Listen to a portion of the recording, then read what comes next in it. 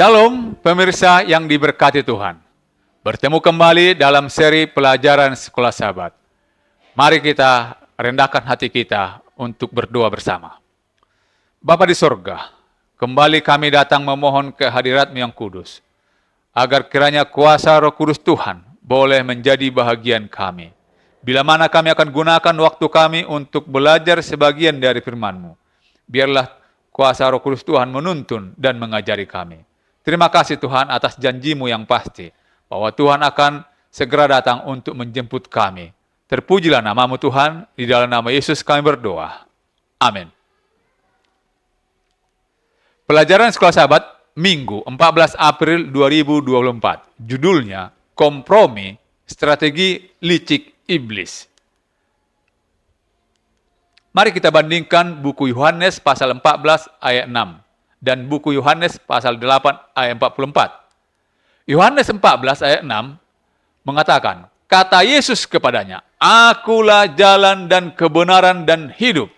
Tidak ada seorang pun yang datang kepada Bapa kalau tidak melalui aku. Lalu, Yohanes 8 ayat 44. Iblislah yang menjadi bapamu dan kamu ingin melakukan keinginan-keinginan bapamu. Ia adalah pembunuh manusia sejak semula dan tidak hidup dalam kebenaran. Sebab di dalam dia tidak ada kebenaran. Apabila ia berkata dusta, ia berkata atas kehendaknya sendiri. Sebab ia adalah pendusta dan bapa segala dusta. Kontras, apakah yang terlihat di antara karakter Yesus dan karakter iblis di dalam kedua ayat ini? Apa yang Yesus katakan adalah benar karena dia adalah sumber dan penulis kebenaran. Kebenaran keluar dari hati Allah yang maha bijaksana, maha pengasih, dan maha tahu. Dia adalah dasar dari realitas dan semua kebenaran. Sebaliknya, iblis adalah pendusta, bapa segala dusta.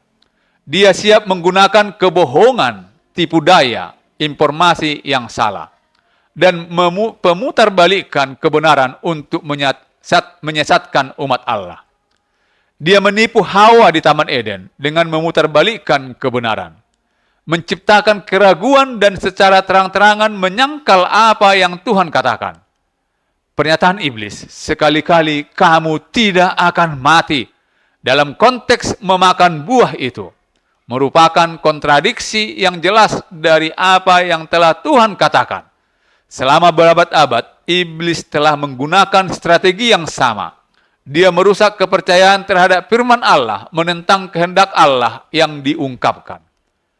Memutarbalikkan kitab suci dan kadang-kadang salah mengutip kitab suci untuk keuntungannya. Mari kita baca buku Amsal 23 ayat 23, Yohanes 17 ayat 17, dan Yohanes 8 ayat 32. Amsal 23 ayat 23 memberikan penjelasan kepada kita, belilah kebenaran dan janganlah menjualnya. Demikian juga dengan hikmat, didikan, dan pengertian. Dalam buku Yohanes 17 ayat 17, kuduskanlah mereka dalam kebenaran, firman-Mu adalah kebenaran. Yohanes 8 ayat 32, dan kamu akan mengetahui kebenaran, dan kebenaran itu akan memerdekakan kamu. Kesamaan apakah yang Anda lihat dalam ayat-ayat kitab suci ini mengenai kebenaran firman Allah? Lalu, apakah pesan utamanya? Setan tahu betul bahwa kitab suci akan menyanggupkan manusia untuk mengetahui penipuannya dan melawan kuasanya. Itu adalah oleh firman yang bahkan juru selamat dunia ini telah mampu melawan serangan setan itu.